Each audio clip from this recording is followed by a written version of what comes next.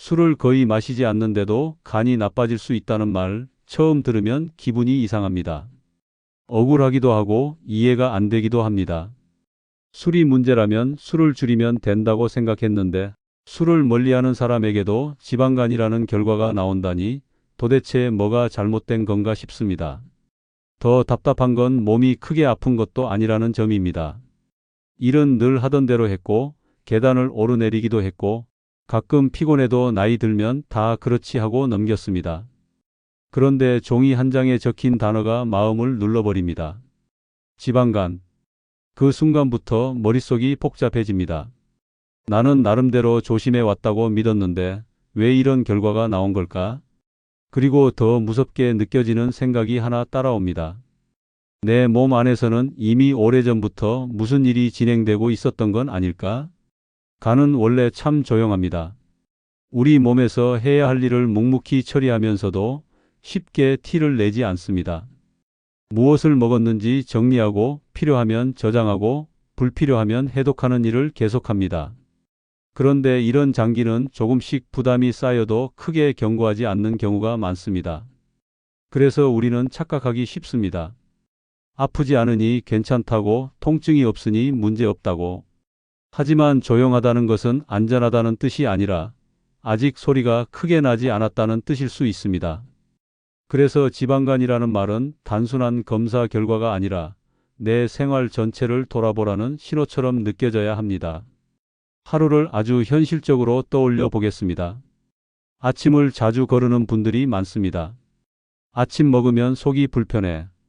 바빠서 못 먹어. 원래 아침은 안 먹어도 돼. 이유는 다 다르지만 결과는 비슷합니다. 점심에 허기가 몰려옵니다. 그러면 밥을 넉넉히 담게 됩니다. 일을 해야 하니까, 힘을 써야 하니까, 든든해야 한다는 마음이 앞섭니다. 오후에는 피곤함이 옵니다. 달달한 커피가 당겨서 한 잔 마십니다. 그게 습관이 되어 두 잔이 됩니다. 어떤 날은 세 잔이 됩니다. 그리고 저녁을 먹고 나면 입이 심심해집니다. 그때 과일이 등장합니다. 과일은 건강식이라는 이미지가 있으니까 마음이 느슨해집니다. 귤을 몇 개 까먹고 사과도 먹고 바나나도 하나 더 먹습니다. 그러다 보면 밤이 길어지고 텔레비전을 보며 조금만 더가 반복됩니다. 그때는 과식한다고 느끼지 않습니다. 왜냐하면 한 번에 폭발적으로 먹는 게 아니라 조금씩 여러 번 들어오기 때문입니다. 이 지점에서 많은 분들이 이렇게 말합니다. 나는 폭식하지 않는다. 나는 술을 많이 마시지 않는다. 나는 기름진 음식을 즐기지 않는다.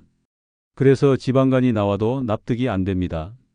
하지만 여기서 중요한 건 무엇을 많이 먹었느냐, 많이 아니라 무엇이 반복되었느냐입니다. 그리고 50대 이후에는 몸의 조건이 달라집니다. 예전에는 괜찮았던 양이 지금은 남기 쉬운 양이 됩니다. 예전에는 움직임이 많아 어느 정도 태워졌던 에너지가 지금은 남기 쉬워집니다. 특히 근육이 줄어들면 에너지를 태우는 능력도 함께 줄어듭니다. 그러면 같은 식사량도 내 몸에서는 과잉이 될 수 있습니다. 억울하게 느껴질 수 있지만 사실은 몸의 환경이 바뀐 것입니다. 우리가 음식을 먹으면 혈당이 오르고 그걸 조절하기 위해 인슐린이 분비됩니다. 인슐린은 혈액 속에 포도당이 세포로 들어가 에너지로 쓰이게 돕는 역할을 합니다. 그런데 체중이 늘고 특히 배 쪽에 지방이 많아지면 이 과정이 매끄럽지 않을 수 있습니다. 포도당이 잘 활용되지 못해 남게 되면 몸은 그 에너지를 저장하는 방향으로 움직입니다. 그 저장이 지방의 형태로 일어날 수 있고 그 지방이 간에 쌓이면 지방간이 됩니다. 여기서 핵심은 술이 아니라 남는 에너지입니다. 술은 남는 에너지를 만들기도 하지만 술이 없다고 남는 에너지가 사라지는 것은 아닙니다. 밥과 빵과 면과 떡과 달콤한 음료와 과일, 그리고 야식 습관이 남는 에너지를 만들 수 있습니다. 특히 과일은 많은 분들이 스스로에게 관대해지는 지점입니다. 과일은 분명 장점이 있습니다. 하지만 양이 많아지면 건강식이 아니라 에너지가 됩니다. 과일을 먹는 이유가 비타민 보충이라면 적당량이면 됩니다. 그런데 과일이 입이 심심할 때마다 손이 가는 음식이 되면 이야기가 달라집니다. 게다가 밤 늦게까지 앉아서 먹는 습관이 붙으면 그 시간대에는 활동량이 낮아 남는 에너지가 더 쉽게 쌓일 수 있습니다. 결국 건강을 위해 먹는다는 마음이 습관적으로 계속 먹는다로 바뀌는 순간이 위험해집니다. 이쯤에서 마음이 불안해집니다. 그럼 나는 이미 늦은 거야? 더 큰 문제로 이어지는 거야? 여기서 중요한 건 겁을 먹고 포기하는 게 아니라 지금부터 바꿀 수 있는 부분이 무엇인지 찾는 것입니다. 지방간은 초기 단계라면 생활 습관 변화로 개선될 여지가 있다고 알려져 있습니다. 간은 회복 능력이 있는 장기입니다. 다만 그 회복을 방해하는 생활이 계속되면 좋아질 기회가 줄어듭니다. 그러니까 오늘의 목표는 대단한 결심이 아니라 내 간이 덜 바빠지도록 하루의 구조를 바꾸는 것입니다. 여기서 잠깐 이런 이야기들이 도움이 된다면 시니어 건강연구소를 구독해 두셔도 좋습니다. 저는 의료인이 아니고 병원 진료를 대신하려는 목적도 아닙니다. 다만 자료와 근거를 바탕으로 생활 속에서 점검할 수 있는 포인트들을 정리해 드리는 사람입니다. 한번 듣고 끝내는 정보보다 반복해서 점검하는 정보가 습관을 바꿉니다. 이제 실천 방법을 제대로 길게 말씀드리겠습니다. 운동하세요, 덜 드세요 같은 뻔한 말로 끝내지 않겠습니다. 오늘부터 바로 적용 가능한 방식으로 단계별로 쪼개서 드리겠습니다. 첫째, 하루 섭취의 숨은 반복부터 끊어야 합니다. 가장 먼저 할 일은 일주일만 기록하는 것입니다. 거창하게 쓰지 않아도 됩니다. 아침을 먹었는지, 점심 밥 양이 어땠는지, 커피는 몇 잔이었는지, 저녁 후에 무엇을 먹었는지, 밤에 간식이 있었는지. 이것만 체크해도 패턴이 보입니다. 대부분은 2단계에서 놀랍니다. 나는 별로 안 먹는 줄 알았는데 먹는 기회가 너무 많았네. 지방간을 만드는 건 대개 한 번의 폭발이 아니라 하루에 여러 번 반복되는 작은 섭취입니다. 둘째, 아침을 많이 먹기가 아니라 구조 잡기로 접근해야 합니다.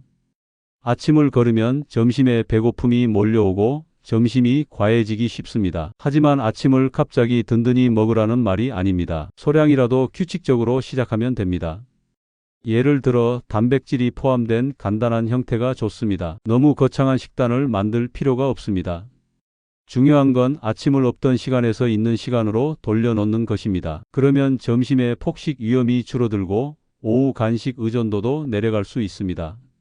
셋째, 밥의 양을 줄이는 방식은 결심이 아니라 기술입니다. 밥을 줄이겠다고 마음만 먹으면 스트레스가 쌓입니다. 대신 접시와 도구를 이용해 자동으로 줄여야 합니다. 밥그릇을 작은 것으로 바꾸거나 평소 담는 양에서 한 숟가락을 덜어내는 것부터 시작하십시오. 그리고 반찬을 늘리되 기름진 반찬이 아니라 채소 반찬과 단백질 반찬의 비중을 높이는 방식이 좋습니다. 밥을 줄이면 허전할 수 있는데 그 허전함을 달콤한 간식으로 채우면 의미가 없습니다. 밥을 조금 줄인 자리를 단백질과 채소로 채우는 것이 핵심입니다. 넷째, 탄수화물의 겹침을 끊어야 합니다. 밥을 먹고 빵도 먹고 과일도 먹고 달달한 커피도 마시는 날이 있지 않습니까? 각각은 별것 아닌 것처럼 느껴지지만 하루로 합치면 겹침이 됩니다. 그래서 실천은 단순해야 합니다. 하루에 하나만 줄이는 겁니다. 예를 들어 오늘은 달달한 커피를 한 잔 줄이고 내일은 빵을 줄이고 모레는 야식을 줄이는 방식입니다. 한꺼번에 다 끊으면 반동이 옵니다. 하나만 줄이기를 반복하는 사람이 결국 오래 갑니다. 다섯째, 과일은 건강식이 아니라 계획된 간식으로 다뤄야 합니다. 과일을 먹지 말라는 말이 아닙니다. 먹더라도 방식이 중요합니다. 첫 번째 원칙은 접시에 담은 만큼만입니다. 봉지째, 박스째, 쟁반째 두면 손이 갑니다. 두 번째 원칙은 시간을 정하기입니다. 저녁 식사 직후에 소량으로 정해두고 밤 늦게는 피하는 습관을 만드십시오. 세 번째 원칙은 대체 행동 만들기입니다. 밤에 텔레비전을 볼 때 입이 심심하면 과일로 가기 쉽습니다. 그때 따뜻한 물이나 무가당 차로 입을 달래는 습관을 붙이면 과일 섭취가 자동으로 줄어듭니다. 여섯째, 단백질을 두려워하지 말고 방식을 바꿔야 합니다. 살이 찔까봐 단백질을 피하는 분들이 있는데 단백질이 부족하면 근육이 줄어들고 근육이 줄어들면 대사가 더 느려질 수 있습니다. 그러면 같은 양을 먹어도 남는 에너지가 더 늘어납니다. 중요한 건 기름진 조리와 가공된 형태를 줄이고 부담이 덜한 방식으로 가져가는 것입니다. 단백질은 많이가 아니라 단백질은 꾸준히가 목표입니다. 일곱째, 운동은 의욕이 아니라 생활 동선으로 만들어야 합니다. 운동해야지 하고 마음 먹는다고 매일 되지 않습니다. 그래서 운동은 쪼개야 합니다. 한 번에 길게 하는 대신 하루에 몇 번으로 분할하십시오.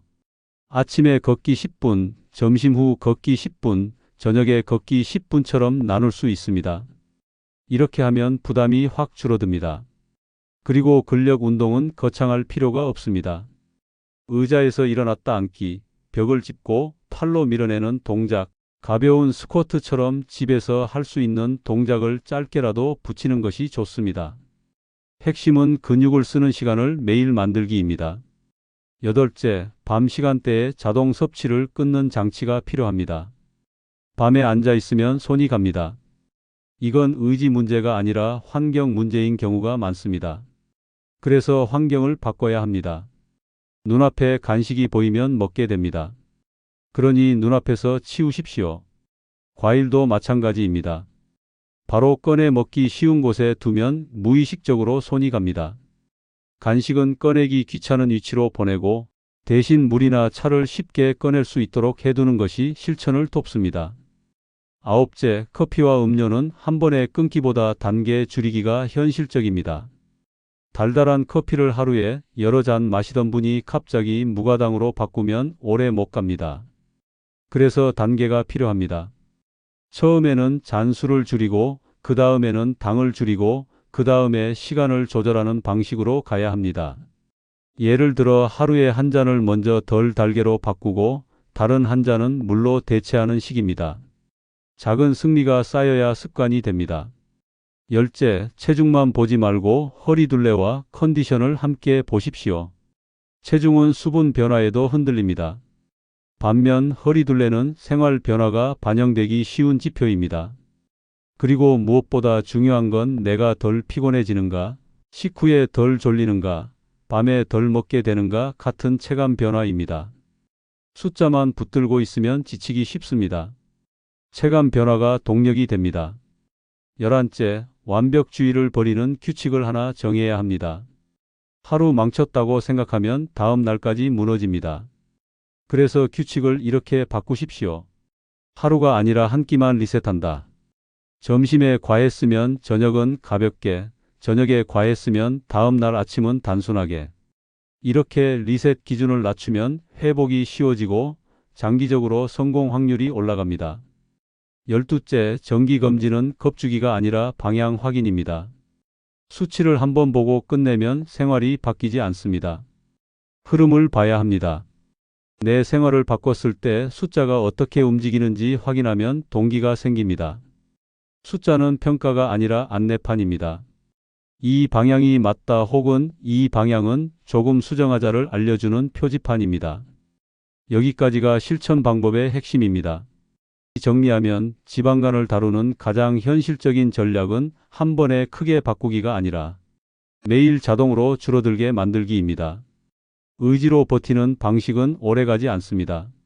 환경을 바꾸고 반복을 줄이고 시간을 조절하고 움직임을 분할하는 방식이 오래 갑니다. 간은 끝까지 참고 일합니다.